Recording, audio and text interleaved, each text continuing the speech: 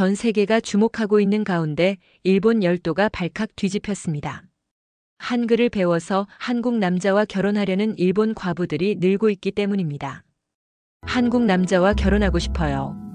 한국 남자가 정말 좋아요. 이 사태에 대해 일본 정부는 전례에 없던 일이어서 비상대책회의를 열었습니다. 조금 전 들어온 특보입니다. 지금 일본 전통 문화계가 완전히 뒤집혔습니다. 에도 시대부터 이어온 명문 다도 가문의 적통 후계자가 돌연 충격적인 선언을 했기 때문입니다. 과연 무슨 일일까요? 지금 바로 시작하겠습니다. 그 전에 잠깐 1초만 시간 내주세요. 구독과 좋아요, 알림 설정은 영상을 만드는데 큰 힘이 됩니다. 안녕하세요. 저는 사카모토 유키코입니다. 올해 50세로 도쿄에서 전통 다도를 가르치고 있어요. 제가 지금 여러분께 전하는 이야기는 제 인생을 송두리째 뒤바꾼 이야기입니다. 저희 사카모토 가문은 에도 시대부터 250년간 이어져 온 우라센케 다도 유파의 최고 명문가예요. 할아버지는 일본 문화계의 거장이셨고 아버지는 인간 문화재로 지정받으신 분이셨죠. 저 역시 3살부터 다도의 정신과 예법을 몸에 익혔고 현재 도쿄에서 가장 권위 있는 다도 교실을 운영하고 있어요. 하지만 5년 전 제 인생이 완전히 무너져 내렸어요. 같은 다도 명문가 출신인 남편 히로시가 교통사고로 갑작스럽게 세상을 떠난 거예요. 그 순간부터 저를 둘러싼 모든 것이 족쇄가 되기 시작했어요. 장례식 당일부터 시작된 압박은 상상을 초월했어요. 시어머니는 상복을 입은 저를 앉혀놓고 냉정하게 선언하셨어요. 앞으로 가문의 명예를 위해 조신하게 살아야 하며 재혼 같은 생각은 아예 하지도 말라는 거였어요. 250년 전통을 이어받은 과부가 다시 시집 간다는 건 가문의 치욕이라고 못 박으셨죠. 시누이들의 감시는 더욱 집요했어요. 매주 찾아와서 제 행동을 점검했어요. 누구와 만났는지, 어디에 갔는지, 무슨 옷을 입었는지까지 일일이 확인했어요. 조금이라도 화려한 옷을 입으면 곧바로 지적이 들어왔어요. 과부는 검소하고 수수하게 살아야 한다면서 말이에요. 친정 부모님의 압박은 더욱 심했어요. 어머니는 제게 다도 외에는 아무것도 생각하지 말라고 못 박으셨어요. 여자는 한 번 시집 가면 그 집 사람이고 특히 전통 가문의 며느리는 죽어서도 그 가문 사람이라는 게 어머니의 철칙이었어요. 재혼은 조상에 대한 배신이자 가문에 대한 모독이라고 하셨죠. 아버지는 더욱 단호하셨어요. 사카모토 가문의 며느리로 들어온 이상 평생 그 자리를 지켜야 한다는 거였어요. 주변 사람들의 시선도 마찬가지였어요. 다도계의 원로들은 제가 전통을 올바르게 지켜나가는지 예의주시했어요. 다도 교실 학생들조차 저를 감시하는 눈이 되었어요. 나이든 학생들은 노골적으로 충고했어요. 과부가 된 이상 평생 혼자 살며 전통만 지켜야 한다고, 그래야 존경받는 선생님이 될 수 있다고 말이에요. 5년간 이런 감시와 압박 속에서 살아왔어요. 매일 새벽 5시에 일어나 조상들께 차를 올리고 하루 종일 다도 수업을 하고 저녁에는 혼자서 경전을 읽으며 시간을 보냈어요. 철저히 규율된 삶이었어요. 하지만 마음 깊은 곳에서는 끊임없이 갈등이 일어났어요. 저도 여자인데 아직 50밖에 안 됐는데 정말 평생 이렇게 살아야 하는 걸까요? 행복할 자격은 없는 건가요? 이런 생각을 할 때마다 죄책감이 밀려왔어요. 그러던 어느 날 밤이었어요. 혼자서 차를 마시며 창밖을 바라보고 있는데 문득 이런 생각이 들었어요. 정말 이게 제가 원하는 삶인가? 남들이 정해놓은 틀 안에서만 살아야 하는 건가? 그 순간 가슴 깊은 곳에서 뭔가가 끓어오르는 걸 느꼈어요. 분노인지 절망인지 아니면 새로운 희망에 대한 갈망인지 알 수 없었지만 분명한 건 변화에 대한 강렬한 욕구였어요. 그런데 이때는 전혀 몰랐어요. 며칠 후 제게 인생을 완전히 뒤바꿀 충격적인 만남이 기다리고 있을 줄은. 3개월 전부터 스즈키 나오미 씨의 행동이 이상해지기 시작했어요.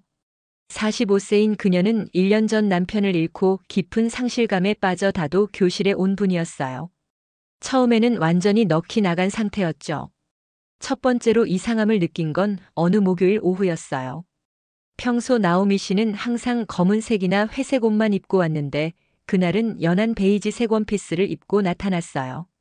화장도 평소보다 정성스럽게 한 것 같았어요. 수업 중에도 평소와 달랐어요. 차를 우리는 동작이 훨씬 자신감 있어 보였고 다른 학생들과 대화할 때도 예전보다 적극적이었어요. 1년간 거의 말 한마디 하지 않던 분이었는데 갑자기 웃음소리까지 들려오는 거예요.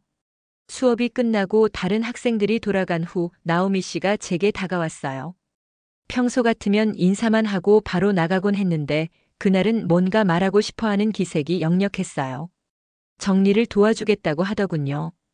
예전에는 한 번도 그런 적이 없었는데 말이에요.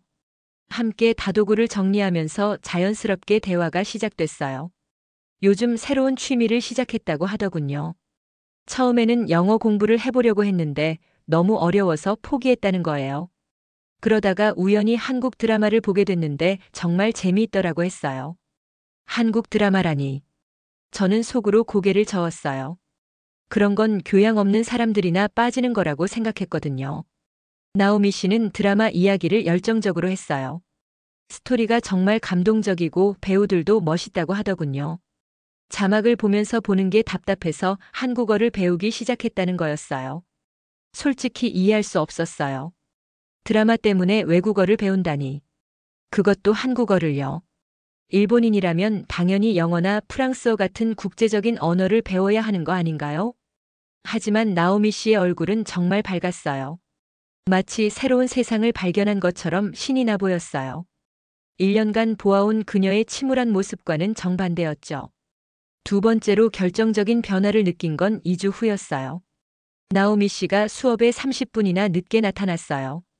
평소 같으면 절대 그럴 사람이 아니었는데 그날은 숨을 헐떡이며 들어왔어요. 더 놀라운 건 그녀의 모습이었어요. 얼굴이 상기되어 있고 눈빛이 반짝반짝 빛나고 있었어요. 늦은 이유를 물어보니 한국어 수업 때문이었다고 하더군요. 오늘 수업이 정말 재미있어서 시간 가는 줄 몰랐다는 거예요. 선생님이 한국 문화에 대해서도 많이 알려주셔서 정말 유익했다고 했어요. 저는 내심 못마땅했어요. 다도는 몇백 년의 전통을 가진 일본의 정수인데 그런 걸 제쳐두고 한국어 수업에 빠져 있다니. 우선순위가 잘못된 것 같았어요. 하지만 나오미 씨는 계속 한국어 수업 이야기를 했어요. 수강생들이 대부분 중년 여성들인데 모두들 정말 열정적으로 공부한다고 하더군요. 특히 한국 문화에 대한 관심이 높아서 수업 후에도 함께 한국 식당에 가거나 한국 영화를 보러 간다는 거예요. 그 이야기를 들으면서 저는 점점 불편해졌어요. 일본 전통 문화에는 관심이 없으면서 외국 문화에만 열광하는 모습이 이해되지 않았거든요. 더군다나 한국 문화라니. 일본보다 역사도 짧고 격이 떨어지는 문화 아닌가요? 나오미 씨가 갑자기 진지한 표정이 됐어요. 그러더니 조심스럽게 말했어요. 사실 한국어 공부를 시작하면서 많은 걸 깨달았다는 거였어요. 지금까지 한국에 대해 잘못 알고 있었다는 걸 느꼈다고 하더군요. 어떤 걸 잘못 알고 있었냐고 물어보니 한국이 생각보다 훨씬 발전된 나라라는 거였어요. 기술도 앞서고 문화도 세계적으로 인정받고 있다고 하더군요. 저는 황당했어요. 몇 달 한국어 공부했다고 갑자기 한국 전문가라도 된 것처럼 말하는 게 우스웠어요. 한국이 일본보다 발전했다니. 말도 안 되는 소리였어요. 하지만 나오미 씨는 계속 이야기를 이어갔어요. 한국어 선생님이 한국의 교육 시스템이나 의료 시스템에 대해 자세히 설명해 주셨는데 일본보다 나은 점들이 많다고 하더군요. 솔직히 믿고 싶지 않았어요. 일본은 아시아의 선진국이고 한국은 아직 따라오는 단계라고 생각했거든요. 한국어 선생님이 자국을 자랑하려고 과장한 것 같았어요. 그런데 나오미 씨의 다음 말에서 뭔가 심상치 않은 분위기를 느꼈어요. 한국어 학원에서 정말 좋은 분들을 만났다고 하는 거였어요. 모두들 친절하고 따뜻한 사람들이라고 했어요. 특히 한국어 학원 주변에 한국 식당이나 한국 상점들이 많은데 그곳 사람들이 정말 친절하다고 하더군요. 일본어가 서툰데도 친절하게 도와주고 한국 문화를 알려주려고 노력한다는 거였어요. 그 이야기를 들으면서 저는 묘한 불안감을 느꼈어요. 나오미 씨가 점점 한국 문화에 깊이 빠져드는 것 같았거든요. 1년 전 남편을 잃고 정신적으로 약해진 상태에서 이런 외국 문화에 의존하는 게 과연 좋은 일일까요? 나오미 씨는 마지막으로 이런 말을 했어요. 한국어 공부를 시작하면서 인생에 대한 새로운 관점을 갖게 됐다고, 앞으로 더 적극적으로 살아보려고 한다고 말이에요. 그 말을 들으면서 저는 복잡한 감정이 들었어요. 한편으로는 나오미 씨가 밝아진 것이 좋았지만 다른 한편으로는 그 변화의 원인이 못마땅했어요. 왜 하필 한국 문화였을까요? 일본의 전통 문화로도 충분히 위안을 얻을 수 있었을 텐데 말이에요. 하지만 이때는 전혀 몰랐어요. 나오미 씨의 이런 변화가 곧 저에게도 엄청난 파장을 일으킬 거라는 걸 말이에요. 그로부터 일주일 후 나오미 씨는 완전히 다른 사람이 되어 나타났어요. 이번에는 정말 충격적이었어요. 머리를 새로 단장했고 연한 핑크색 원피스에 진주 목걸이까지 착용한 모습이었어요. 마치 데이트를 하러 가는 것 같은 차림이었죠. 더 놀라운 건 그녀의 얼굴이었어요. 1년간 봐왔던 침울하고 지친 표정은 온데간데 없고 눈빛이 반짝반짝 빛나고 있었어요. 입가에는 미소가 끊이지 않았고 걸음걸이도 경쾌했어요. 마치 무슨 좋은 일이 생긴 것처럼 들떠 보였어요. 수업 중에도 집중을 못하는 것 같았어요. 자꾸 핸드폰을 확인하고 혼자서 빙그레 웃기도 했어요. 다른 학생들도 나오미 씨의 변화를 눈치채고 수군거렸어요. 1년 전까지만 해도 말 한마디 하지 않던 분이 이렇게 밝아질 수 있다니 정말 신기했어요. 수업이 끝나고 모든 학생들이 돌아간 후 나오미 씨가 제게 다가왔어요. 평소보다 훨씬 적극적인 모습이었어요. 오늘은 정말 중요한 이야기가 있다는 표정이었죠. 정리를 도와주면서 자연스럽게 대화가 시작됐어요. 나오미 씨는 지난주에 정말 특별한 경험을 했다고 하더군요. 한국어 학원에서 단체로 한국문화원에 견학을 갔다는 거였어요. 한국문화원이라니. 저는 속으로 고개를 저었어요. 일본에 있는 한국 기관에 가서 뭘 배울 게 있다는 건지 이해할 수 없었어요. 나오미 씨는 그날 한국 차 문화 체험 프로그램에 참석했다고 했어요. 한국에도 차 문화가 있다는 게 신기했다고 하더군요. 일본만큼 발달하지는 않았겠지만 나름대로의 전통이 있다는 걸 알게 됐다는 거였어요. 저는 내심 코웃음을 쳤어요. 한국의 차 문화가 일본의 다도와 비교될 수 있다고 생각하는 자체가 우스웠어요. 하지만 나오미 씨의 다음 말에서 뭔가 심상치 않은 분위기를 느꼈어요. 그곳에서 정말 특별한 분을 만났다는 거였어요. 한국문화원에서 문화교류를 담당하는 한국 남성이었다고 했어요. 한국 남성이라니. 저는 순간 긴장했어요. 설마 나오미 씨가 한국 남자와 뭔가 있는 건 아니겠죠? 하지만 그녀의 표정을 보니 단순한 만남은 아닌 것 같았어요. 나오미 씨는 그 남성이 정말 교양 있고 지적인 분이라고 했어요. 이름은 김민준 씨로 서울대학교를 졸업하고 한국문화체육관광부에서 파견 나온 엘리트라고 하더군요. 일본어도 유창하고 일본 문화에 대한 이해도 깊다는 거였어요. 저는 반신반의했어요. 한국 사람이 일본 문화를 제대로 이해할 수 있을까요? 나오미 씨는 계속 김민준 씨에 대한 이야기를 했어요. 차 문화 체험 시간에 일본 다도를 배우고 있다고 하니까 정말 진지하게 질문을 했다는 거였어요. 단순히 호기심 차원이 아니라 진정으로 이해하려는 자세였다고 하더군요. 그리고는 한국의 차 문화와 일본의 다도 사이에 공통점도 많다고 설명해 줬다는 거였어요. 솔직히 믿기 어려웠어요. 한국 사람이 일본 다도의 정신적 깊이를 이해할 수 있다니. 그건 단순히 지식으로 아는 것과는 차원이 다른 문제거든요. 태어날 때부터 그 문화 속에서 자라야 체득할 수 있는 거예요. 하지만 나오미 씨의 얼굴은 정말 행복해 보였어요. 김민준 씨와 이야기를 나누면서 정말 많은 걸 배웠다고 했어요. 그러더니 갑자기 조심스럽게 말했어요. 사실 그날 이후로 김민준 씨와 몇 번 더 만났다는 거였어요. 처음에는 한국 문화에 대해 더 알고 싶어서 시작된 만남이었는데 점점 개인적인 이야기도 나누게 됐다는 거였어요. 그 순간 저는 충격을 받았어요. 설마 나오미 씨가 한국 남자와 연애를 하고 있다는 건가요? 남편을 잃은 지 겨우 1년밖에 안 됐는데 그것도 한국 남자와 말이에요. 나오미 씨는 김민준 씨가 정말 다정하고 배려심이 깊다고 했어요. 자신의 상황을 이야기했더니 정말 진심으로 위로해줬다고 하더군요. 저는 내심 걱정이 됐어요. 나오미 씨가 정신적으로 약해진 상태에서 외국 남자의 달콤한 말에 속고 있는 건 아닐까요? 한국 남자들이 일본 여자들에게 접근할 때 어떤 의도인지 누가 알겠어요? 나오미 씨가 더욱 진지한 표정이 됐어요. 사실 김민준 씨에게서 프로포즈를 받았다는 거였어요. 아직 사귄 지 얼마 안 됐지만 자신을 정말 사랑한다고 고백했다는 거였어요. 프로포즈라니. 저는 정말 당황스러웠어요. 나오미 씨가 이렇게 성급한 결정을 내리려고 하다니. 1년 전까지만 해도 남편 생각에 눈물만 흘리던 분이었는데 말이에요. 더 충격적인 건 나오미 씨의 다음 말이었어요. 김민준 씨의 일본 파견 기간이 올해 끝나기 때문에 만약 결혼한다면 한국으로 가야 한다는 거였어요. 처음에는 망설였지만 지금은 진지하게 고려하고 있다고 했어요. 한국으로 이민이라니. 정말 말도 안 되는 소리였어요.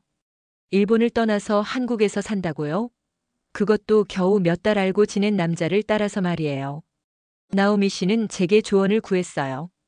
정말 어려운 결정이라서 믿을 만한 분의 의견을 듣고 싶다는 거였어요. 저는 말문이 막혔어요. 평소 같으면 당연히 반대했을 텐데 나오미 씨의 밝아진 모습을 보니 뭐라고 말해야 할지 모르겠었어요. 하지만 동시에 의문이 들었어요. 정말 한국 남자가 일본 남자와 그렇게 다를까요? 나오미 씨가 말하는 그 따뜻함과 배려심이 진짜일까요? 아니면 처음에만 그런 척하는 걸까요? 그날 밤 집에 돌아와서도 계속 나오미 씨 생각이 났어요. 그녀의 변화가 정말 극적이었거든요.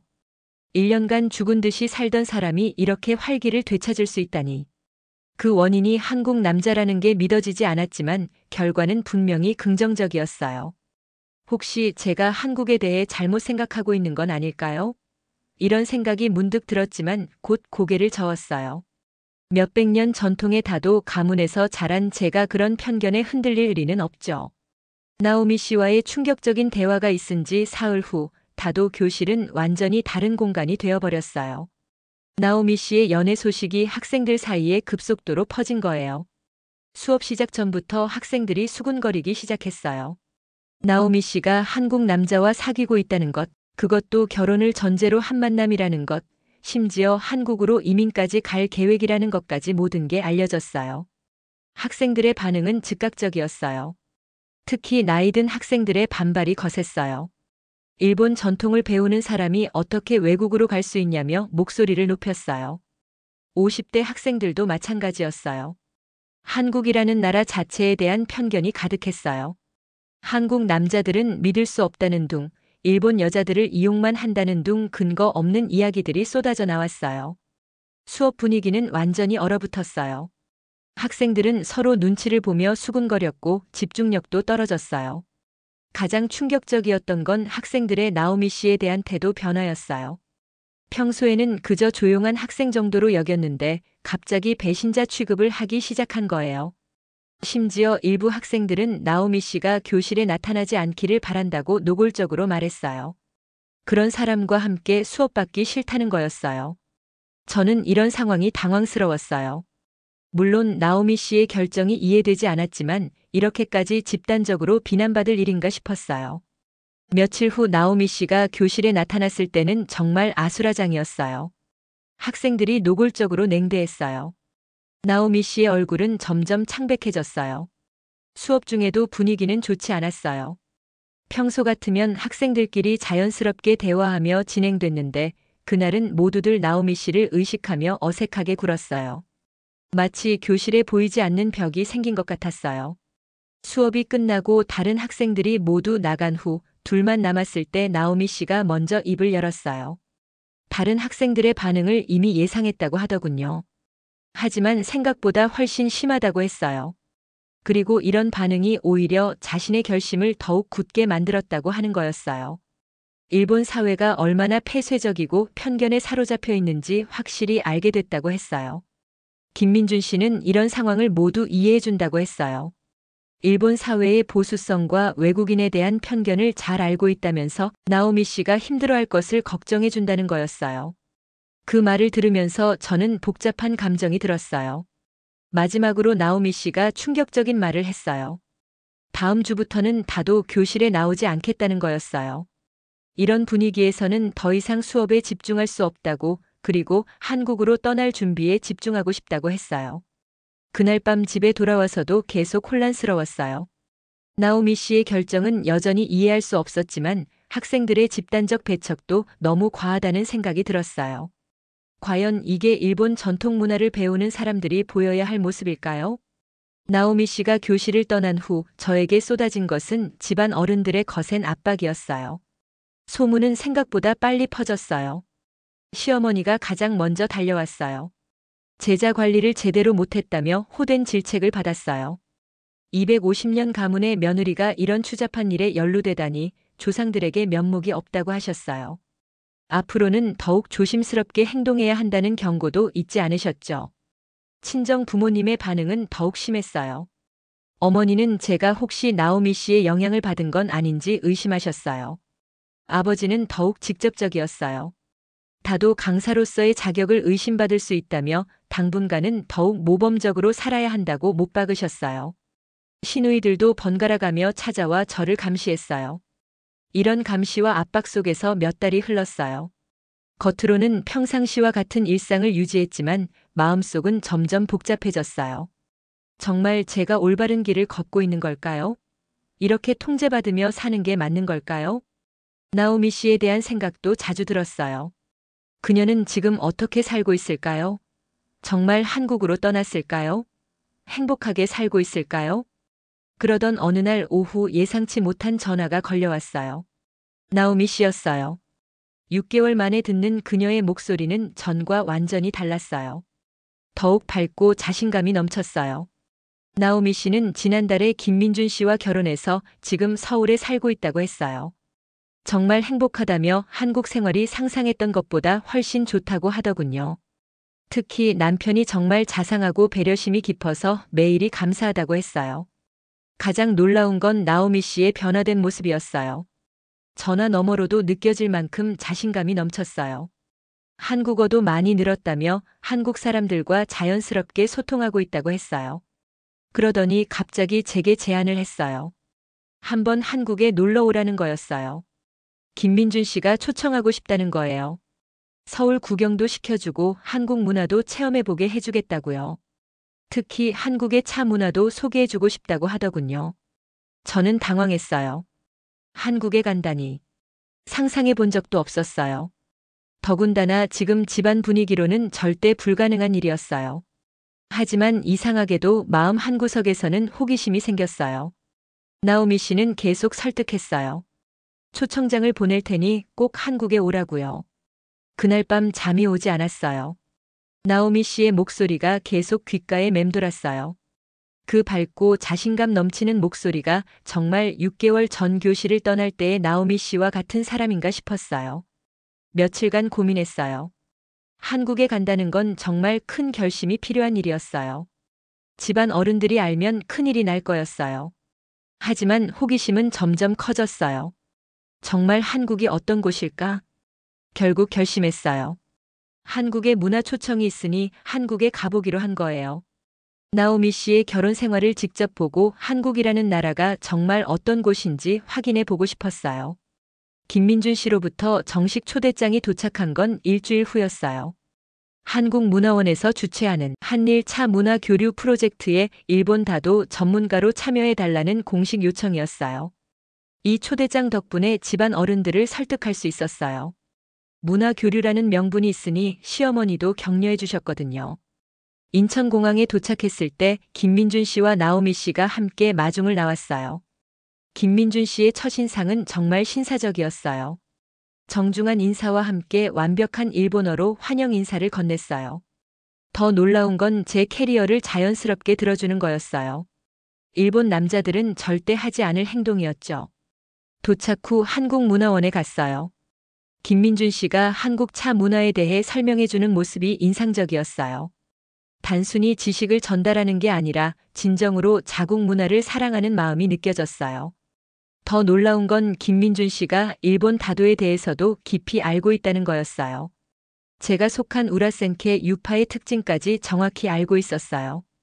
일본 문화에 대한 진정한 존중심을 느낄 수 있었어요.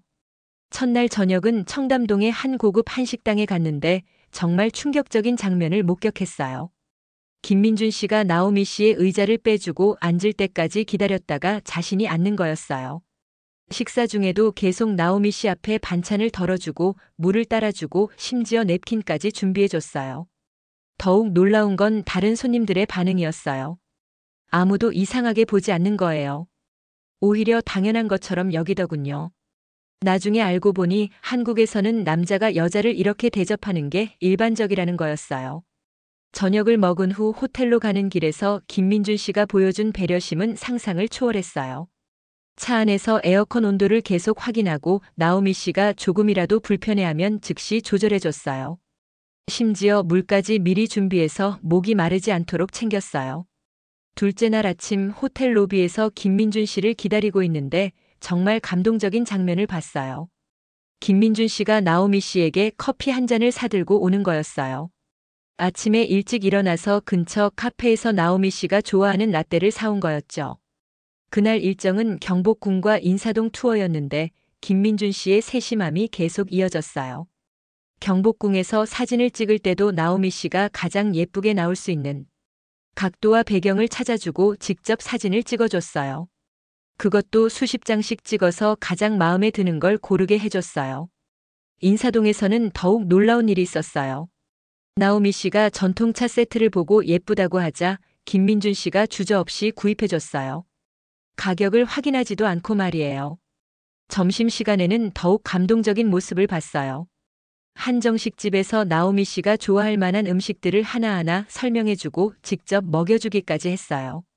젓가락으로 음식을 집어서 나오미 씨 입에 넣어주는 모습이 정말 자연스러웠어요. 가장 인상적이었던 건 오후에 동대문 쇼핑몰에 갔을 때였어요.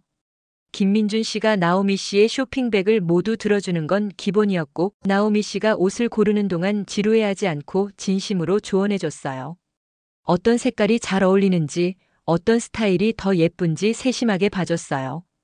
더 놀라운 건 김민준 씨가 패션 감각도 뛰어났다는 거예요. 나오미 씨가 고른 옷들과 잘 어울리는 액세서리까지 추천해줬어요. 일본 남자들은 절대 관심 갖지 않을 영역이었죠. 저녁에는 한강공원에 갔는데 거기서 본 한국 커플들의 모습이 정말 충격적이었어요. 나이가 많든 적든 상관없이 모두들 다정하게 지내고 있었어요. 50대, 60대 부부들도 손을 잡고 산책하고 서로 사진을 찍어주고 있었어요. 그날 밤 호텔에서 나오미 씨와 둘만 있을 때 더 자세한 이야기를 들을 수 있었어요. 김민준 씨는 정말 매일매일 이렇게 해준다는 거였어요. 아침에 일어나면 잘 잤어요? 라고 물어보고 외출할 때는 항상 조심히 가세요 라고 인사한다는 거였어요. 더 놀라운 건 김민준 씨가 나오미 씨의 건강을 정말 세심하게 챙긴다는 거였어요. 감기 기운이 조금만 있어도 즉시 병원에 가자고 하고 영양제도 챙겨서 먹이고 스트레스 받지 않도록 항상 배려한다는 거였어요. 경제적인 면에서도 정말 관대하다고 했어요. 나오미 씨가 뭘 사고 싶어 하면 절대 돈 이야기를 하지 않는다는 거였어요. 오히려 더 비싼 걸로 사세요라고 할 정도라고 하더군요. 한국 남자들은 아내에게 아낌없이 투자하는 게 당연하다고 생각한다는 거였어요. 가장 감동적이었던 건 김민준 씨의 가족관이었어요. 나오미 씨를 정말 소중한 보물처럼 대한다는 거였어요. 중요한 결정은 항상 나오미 씨와 상의하고 나오미 씨의 의견을 최우선으로 존중한다고 했어요. 일본에서는 한 번도 느껴보지 못한 감정이라고 했어요. 둘째 날 저녁에는 홍대에 갔는데 그곳에서 본 젊은 한국 커플들의 모습도 인상적이었어요. 남자들이 여자친구 가방을 들어주는 건 기본이었고 계단에서 손을 잡아주고 음식점에서 의자를 빼주는 모습들이 정말 자연스러웠어요. 김민준 씨는 이런 게 한국 남자들의 기본 매너라고 설명해줬어요. 그날 밤 호텔에 돌아와서도 김민준 씨의 배려는 계속됐어요. 나오미 씨가 피곤해 보인다며 발 마사지까지 해주는 거였어요. 정말 자연스럽게 마치 매일 하던 일인 것처럼 말이에요. 이틀간 본 김민준 씨의 모습은 제가 알고 있던 한국 남자에 대한 모든 편견을 뒤엎었어요. 거칠고 무례할 거라고 생각했는데 실제로는 일본 남자들보다 훨씬 세심하고 로맨틱했어요. 나오미 씨를 대하는 모습은 정말 공주를 모시는 것 같았어요. 셋째 날 오후 나오미 씨가 신혼집으로 초대했어요. 강남 한복판의 고급 아파트 단지였는데 현관에서부터 김민준 씨의 세심함을 느낄 수 있었어요. 문을 열자마자 가장 먼저 눈에 띈 건 현관 벽에 걸린 큰 액자였어요. 나오미 씨와 김민준 씨의 웨딩 사진이었는데 정말 행복해 보였어요. 그런데 더 놀라운 건 그 옆에 줄지어 걸린 수많은 사진들이었어요. 김민준 씨가 직접 설명해 줬어요. 나오미 씨와의 모든 기념일 사진들이라는 거였어요. 첫 만남, 첫 데이트, 첫 키스, 프러포즈 순간까지 모든 소중한 순간들을 사진으로 남겨놓은 거였어요. 거실로 들어서니 더욱 놀라운 광경이 펼쳐졌어요. 거실 한쪽 벽 전체가 나오미 씨를 위한 공간으로 꾸며져 있었거든요. 일본에서 가져온 다도 세트가 정성스럽게 진열되어 있었고 조명까지 완벽하게 설치되어 있었어요.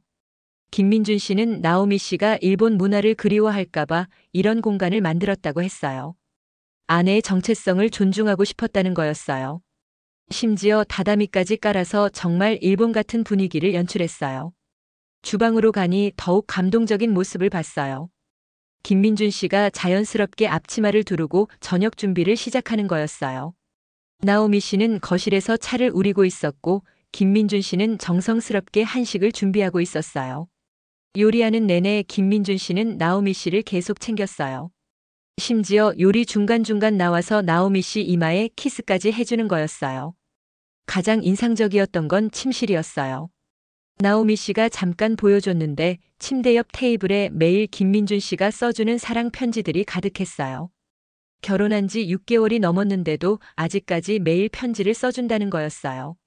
저녁 준비가 끝나고 식탁에 앉았을 때 김민준 씨가 나오미 씨에게 하는 행동들이 정말 놀라웠어요. 나오미 씨 앞에 반찬을 정성스럽게 덜어주고 물을 따라주고 심지어 나오미 씨가 좋아할 만한 음식 순서까지 고려해서 권했어요. 가장 감동적이었던 건 식사 후였어요. 김민준 씨가 설거지를 하는 동안 나오미 씨와 거실에서 차를 마시며 이야기할 수 있었어요. 그때 나오미 씨가 털어놓은 이야기는 정말 충격적이었어요. 사실 한국어 학원에서 만난 언니들도 모두 비슷한 목적이었다는 거였어요. 겉으로는 한국 문화에 관심 있어서 배운다고 했지만 실제로는 한국 남자와 결혼하고 싶어서 한국어를 배운 거였다고 했어요. 정말 놀라운 건 그 언니들 중에 벌써 3명이 한국 남자와 결혼해서 한국에 와 있다는 거였어요. 모두들 나오미 씨처럼 정말 행복하게 살고 있다고 했어요. 한국 남편들이 정말 자상하고 로맨틱해서 매일이 신혼 같다고 하더군요. 첫 번째 언니는 54세인데 부산에 있는 IT 회사 사장과 결혼했다고 해요. 남편이 정말 젠틀하고 경제적으로도 여유로워서 여왕님 같은 대접을 받고 있다고 했어요. 매주 꽃을 사다 주고 기념일마다 여행을 간다고 하더군요. 두 번째 언니는 56세인데 대구에서 의사와 결혼했어요. 남편이 의사라서 경제적으로는 물론이고 건강까지 세심하게 챙겨준다고 해요. 한국 의료 시스템이 일본보다 훨씬 좋아서 건강 걱정이 전혀 없다고 하더군요. 세 번째 언니는 57세인데 서울에서 대학 교수와 결혼했어요. 정말 지적이고 교양 있는 분이라서 대화하는 재미가 쏠쏠하다고 해요. 더 놀라운 건 아직도 몇 명이 더 올 예정이라는 거예요. 모두들 결혼을 전제로 만나고 있어서 내년쯤에는 한국으로 올 거라고 했어요. 나오미 씨는 이런 현상이 우연이 아니라고 했어요. 일본 중년 여성들 사이에서 한국 남자들의 매력이 입소문을 타고 퍼지고 있다는 거였어요. 특히 일본 남자들의 무관심과 감정 표현 부족에 지친 여성들에게 한국 남자들이 정말 매력적으로 다가온다고 했어요. 일본 남자들은 결혼하고 나면 그런 표현을 거의 하지 않는데 한국 남자들은 오히려 결혼 후에 더 사랑한다는 표현을 많이 한다는 거였어요. 경제적인 면에서도 한국이 일본보다 나은 점이 많다고 했어요. 특히 의료보험 시스템이 정말 잘 되어 있어서 중년 이후 살기가 훨씬 편하다는 거였어요. 그때 김민준 씨가 설거지를 마치고 나와서 우리에게 디저트를 가져다 줬어요. 직접 만든 한국 전통차와 함께 준비한 과일들이었어요. 김민준 씨는 나오미 씨 옆에 앉으면서 자연스럽게 손을 잡았어요. 그리고 오늘 하루 어땠는지 물어보며 진심 어린 관심을 보였어요. 이런 모습을 보니 정말 서로를 아끼는 부부라는 게 느껴졌어요. 저녁 늦게 호텔로 돌아가면서 김민준 씨는 끝까지 배려를 잊지 않았어요. 택시를 미리 불러놓고 호텔까지 안전하게 갈 수 있도록 기사님께 정확한 주소를 알려줬어요. 마지막까지 완벽한 호스트였어요. 서울에서 돌아온 후 일주일 동안 잠을 이룰 수 없었어요. 머릿속에는 온통 김민준 씨와 나오미 씨의 행복한 모습들이 가득했어요. 그 따뜻한 배려와 진정한 사랑. 제가 평생 꿈꿔왔던 바로 그런 모습이었어요. 가장 먼저 한 일은 인터넷으로 한국어 학원을 검색하는 거였어요. 도쿄에만 해도 수십 개의 한국어 교육기관이 있더군요. 그 중에서 집에서 가장 가까운 곳을 선택해서 입문반 등록 신청서를 작성했어요. 신청서의 수강 목적란에는 뭐라고 써야 할지 고민됐어요. 한국 문화에 대한 관심이라고 적었지만 진짜 이유는 훨씬 더 깊고 절실한 것이었어요. 새로운 인생을 위한 첫걸음이었거든요. 집안 어른들에게는 아직 말하지 못했어요. 한국어 공부한다고 하면 또 어떤 반응이 나올지 뻔했거든요. 일단은 혼자만의 비밀로 시작하기로 했어요. 며칠 후 김민준 씨에게서 메시지가 왔어요. 서울에서 즐거운 시간 보냈는지 안부를 묻는 따뜻한 내용이었어요. 그리고 마지막에 정말 놀라운 제안이 있었어요. 혹시 관심이 있으시면 좋은 분을 소개해드리겠다는 거였어요. 김민준 씨의 대학 선배로 현재 도쿄에서 사업을 하고 있는 한국 남성이 있다고 했어요. 52세의 신사적이고 교양 있는 분이라고 하더군요. 그 순간 심장이 빨리 뛰기 시작했어요. 정말 제가 새로운 만남을 시작할 수 있을까요? 50세의 나이에 그것도 250년 가문의 며느리가 말이에요. 하지만 이상하게도 두려움보다는 설렘이 더 컸어요. 한국에서 본 김민준 씨의 모습, 나오미 씨의 행복한 표정이 계속 떠올랐어요. 저도 그런 사랑을 받을 수 있다면. 김민준 씨는 그분이 부인을 3년 전에 암으로 잃고 혼자 지내고 있다고 했어요. 경제적으로 안정되어 있고 특히 일본 문화에 대한 이해가 깊어서 저 같은 분과 잘 맞을 것 같다고 하더군요. 일주일 동안 고민했어요. 집안의 반대는 어떻게 감당할까요? 주변 사람들의 시선은 어떨까요? 하지만 결정적인 순간이 왔어요. 한국어 학원 첫 수업 날이었어요. 교실에 들어가니 나와 비슷한 나이대의 일본 여성들이 많았어요. 모두들 진지한 표정으로 한국어를 배우고 있었어요. 선생님의 첫 번째 질문이 충격적이었어요. 왜 한국어를 배우고 싶으신가요? 다른 학생들의 대답을 들어보니 대부분 비슷한 이유였어요.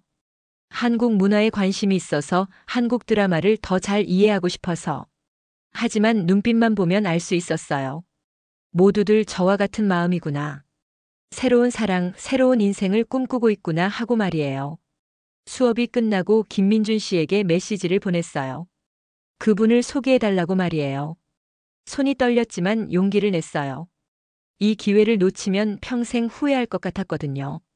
김민준 씨는 정말 기뻐하며 빠르게 답장을 보내왔어요. 그분도 저에 대한 이야기를 듣고 정말 관심을 보이고 있다고 했어요.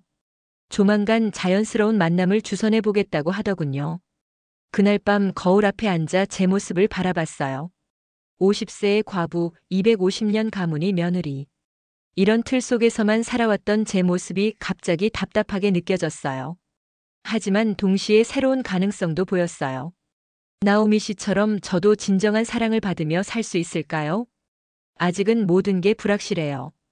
집안의 반대도 감당해야 하고 언어도 배워야 하고 문화 차이도 극복해야 해요. 하지만 이상하게도 두렵지 않아요.